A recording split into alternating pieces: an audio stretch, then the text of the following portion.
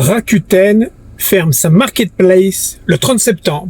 C'est un véritable cataclysme sur le marché de l'occasion des plateformes de vente sur Internet.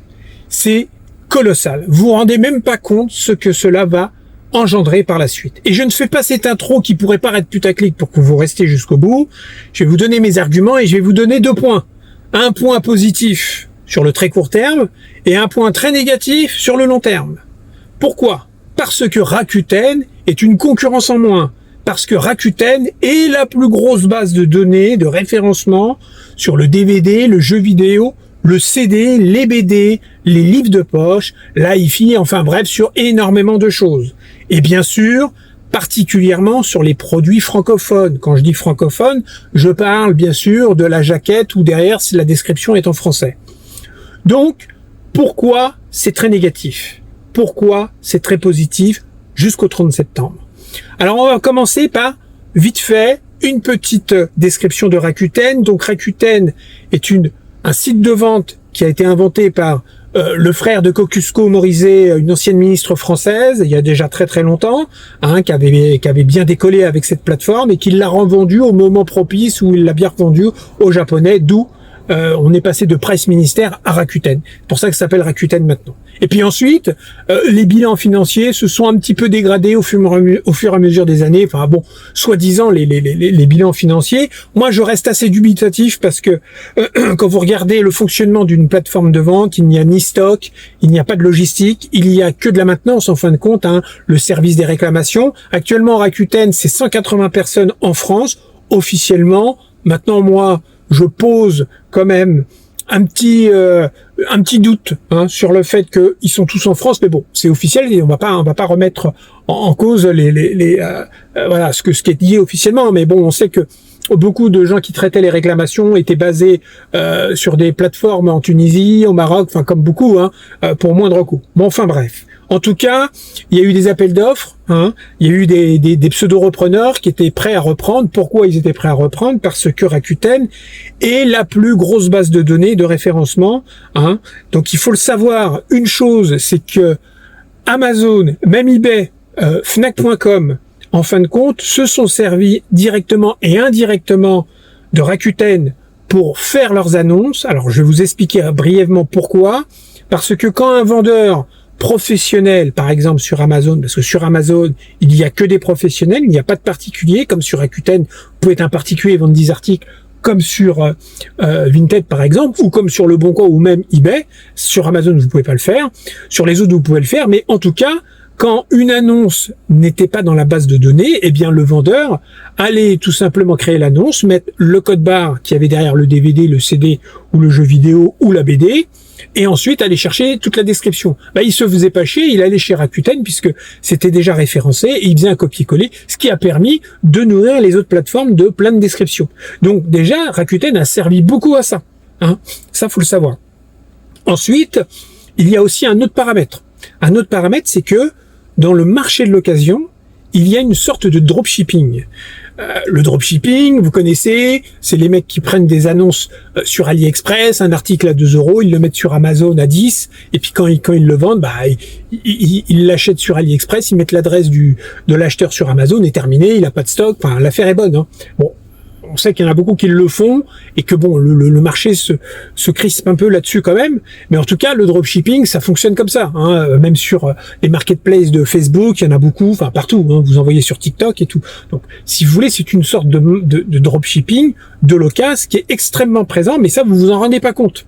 Donc, ce qui veut dire, c'est que, si vous voulez, vous avez beaucoup d'annonces duplicats, des annonces qui existent sur Rakuten, qui en vérité apparaissent sur les autres plateformes de vente par des comptes professionnels ou particuliers même. Il y en a, ils se font pas chier, ils le font en tant que particulier. Après, ils déclarent les revenus en micro-big. Enfin bon, après ça c'est le côté fiscal, on va pas rentrer là-dedans, mais ils prennent une annonce, ils la mettent sur leur compte vendeur, ils ont pas de stock, ils ont rien, puis quand l'article est acheté, ils vont l'acheter sur Rakuten et ils mettent l'adresse de l'acheteur sur eBay ou sur Amazon ou sur Fnac.com. Bon, évidemment, ils mettent une grosse marge pour s'y retrouver et pour gagner quelques ronds, évidemment.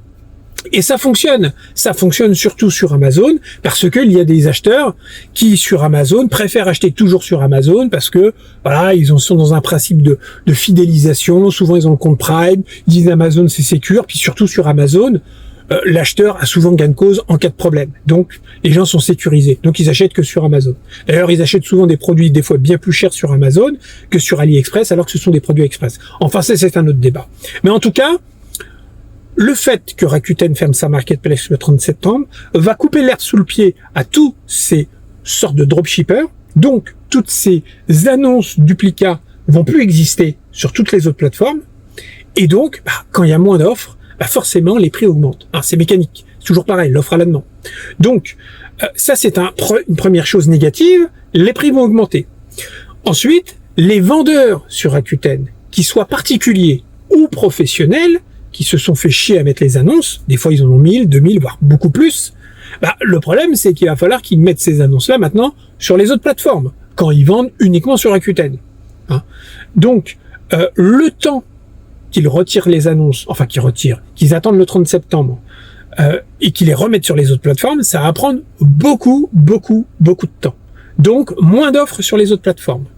Donc, moins d'offres sur les autres plateformes, parce qu'il n'y aura plus les annonces duplicats, plus ce référencement possible en allant voir si Rakuten, voir le prix d'un DVD, tiens c'est 5 €, tiens un jeu sur Xbox One c'est tel prix. Bon, on n'a plus cette base de données, donc la seule base de données, ça sera Amazon, par exemple, ou eBay, ou Fnac.com. Et je peux vous assurer que, en connaissance de cause, les prix sont globalement plus chers. Alors des fois il y a des articles un peu moins chers, je vous l'accorde, mais souvent c'est plus cher.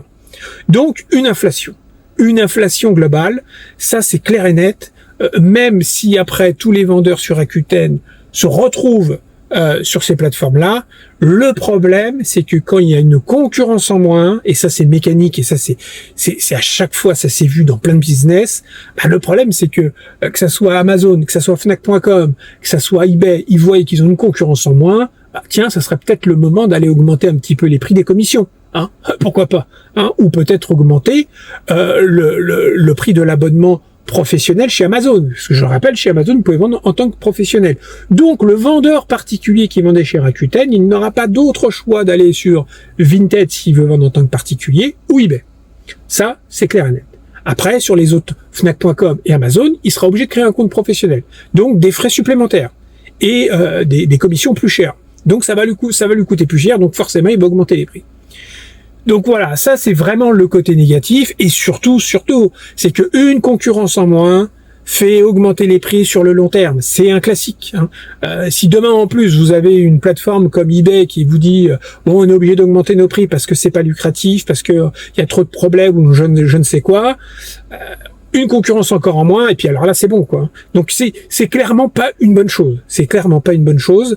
Et c'est surtout que ce qui est très curieux, c'est que Rakuten n'a pas trouvé repreneur, parce qu'encore une fois, leur base de données est colossale. Donc que ça soit Amazon qui a quand même une très grosse base de données, mais n'a pas la même base de données que Rakuten. Rakuten a vraiment la plus grosse base de données. Donc c'est très bizarre qu'ils aient pas trouvé un repreneur. J'ai presque envie de vous dire, il y a anguille sous roche. Qu'est-ce qu'ils vont nous pondre derrière?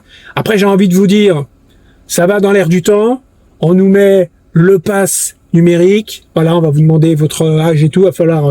Il va falloir donner patte blanche de votre identité. On vous fait du tout des maths. Enfin, j'ai envie de vous dire, c'est dans l'air du temps, quoi. On est en train de cadenasser complètement tout. Voilà, le choix, on est en train de le cadenasser. On est en train de nous enlever la propriété de tout. Même le marché de l'occasion est en train de se resserrer. Je trouve ça très inquiétant en tout cas. Regardez, GTA 6, comme par hasard, et j'ai fait des vidéos sur Tesla avec la connexion Internet, sur Sony, enfin vous en avez vu plein des vidéos. Moi j'ai fait une allusion à Tesla parce que je pense qu'il y a anguille sous roche. Après, encore une fois, on verra le temps s'il me donne raison ou pas, mais je pense qu'il y a vraiment un lien. Comme par hasard, le trailer de GTA 6 va se faire sur Netflix. Enfin, écoutez, c'est bon, on a vu le truc, quoi. Donc, on voit bien qu'ils sont en train de centraliser. Et centraliser, c'est avoir le monopole du consommateur, le monopole des prix, et c'est jamais bénéfique pour nous. Voilà. Donc, c'est quand même un cataclysme pour beaucoup de vendeurs. C'est un cataclysme pour les acheteurs sur le long terme. Alors pourquoi c'est une bonne chose sur le très court terme pour les acheteurs? Parce que jusqu'au 30 septembre, il va y avoir beaucoup de vendeurs particuliers ou même professionnels qui ont des milliers d'annonces des fois sur leur compte Rakuten, qui vont voir ça et dire merde, qu'est-ce que je fais? J'ai même pas de plateforme similaire. Hein, encore une fois, je le rappelle, le côté très accessible et facile de créer une annonce sur Rakuten, c'était avec le code barre. Vous tapez le code barre et vous avez tout de suite l'article avec la description. C'était rapide et pratique, avec un prix qui était donné, un prix moyen. Et vous allez sur les annonces et vous voyez à peu près à combien partait l'article. Donc c'était très pratique. Donc forcément, les prix vont dégringoler jusqu'au 30 septembre. Je pense que ça va commencer dès maintenant. L'annonce a été faite il y a à peu près 2 jours. D'ailleurs, je suis très étonné de ne pas avoir vu plus de vidéos, voire quasiment pas de vidéos popées sur YouTube ou même d'infos là-dessus, parce que l'annonce est colossale. Les répercussions sont énormes. Donc moi, je trouve ça dingue. Mais en tout cas, jusqu'au 30 septembre, et pourquoi je vous dis ça? Parce que moi, je l'avais vécu avec 2 fois moins cher.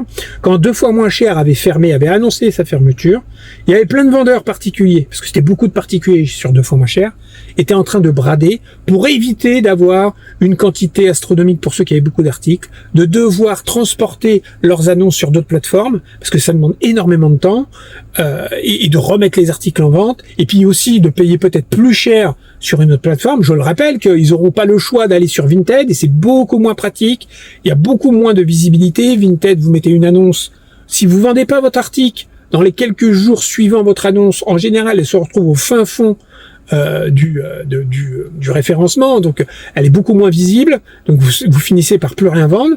Donc c'est beaucoup moins pratique et beaucoup moins efficace. Et il reste eBay. eBay, bon, j'ai envie de vous dire, c'est peut-être le meilleur choix de substitut. Mais encore une fois, quand vous mettez une annonce sur eBay, c'est beaucoup plus complexe. Faut mettre la description, faut mettre une photo, c'est beaucoup plus chiant. Et vous avez eBay Angleterre, faut mettre à chaque fois les frais de port. Enfin, c'est beaucoup plus complexe, beaucoup plus long que Rakuten. Donc tous ces vendeurs vont avoir un choix face à eux. Déstocker tout de suite, récupérer de l'argent maintenant pour éviter d'avoir un moment très creux pendant longtemps. Et c'est ce qui va se passer. Et c'est ce qui s'est passé avec 2 fois moins cher. Donc, de très grosses affaires à faire jusqu'au 30 septembre sur Rakuten, les amis. N'hésitez pas à aller voir les jeux vidéo sur Rakuten. Faites des offres négociées. Vous pouvez y aller à fond la caisse. Ça va y aller. Ils vont lâcher du zèle, les vendeurs. Je vous le dis. Avant la grosse augmentation. Et j'ai envie de vous dire, excusez-moi du terme, la grosse baise. Parce que c'est une baise. Pour moi, c'est une baisse, c'est une perte encore de concurrence. On est en train de littéralement cadenasser le consommateur encore une fois. Alors, est-ce que c'est volontaire par je ne sais qui? J'en sais rien. C'est peut-être réellement un choix de Rakuten parce que c'était pas rentable, même si j'ai un gros doute là-dessus. Je sais pas. Qu'est-ce qu'ils vont faire de leur base de données? Est-ce qu'ils vont la revendre à une grosse plateforme? Peut-être, mais en tout cas, ils l'ont pas fait jusqu'à maintenant, donc j'imagine que non. Donc c'est très curieux. C'est très curieux. Mais en tout cas, quoi qu'il arrive, on sera pas gagnant dans l'affaire. On va avoir une augmentation du prix de l'occasion, c'est certain. Et face à cette époque du tout des maths, du pass numérique, vous avez compris ce que je veux dire. C'est quand même assez incroyable. En tout cas, les choses vont pas dans le bon sens pour le consommateur encore une fois. Allez, je vous laisse à plus tard les amis.